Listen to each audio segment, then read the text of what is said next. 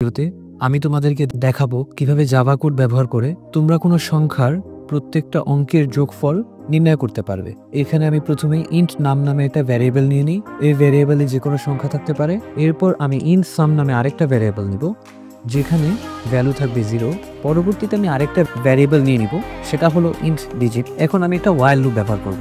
ওয়াইল লুপের কন্ডিশন হবে যতক্ষণ না পর্যন্ত নাম 0 এর সমান না হচ্ছে ততক্ষণ পর্যন্ত ওয়াইল লুপ চলবে। এখন এই লুপের ভিতর প্রথমে আমি ডিজিটে নাম ভ্যারিয়েবলের শেষ অঙ্ক স্টোর করব, পরবর্তীতে সামের সাথে সেই ডিজিটকে যোগ করে দিব।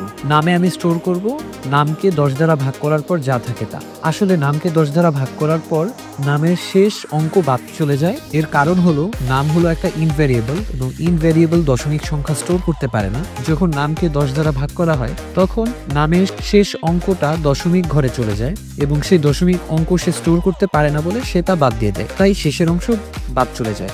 এখন আবার লুপে শুরুতে গেলে পরবর্তী অঙ্কটা ডিজিটে স্টোর হয় এবং সেই অঙ্ক আবার সামে যোগ হয়ে যায়। এভাবে করে সবগুলো অঙ্কই যোগ হয়ে যায়। এভাবে আমরা যোগফল পেয়ে যাই।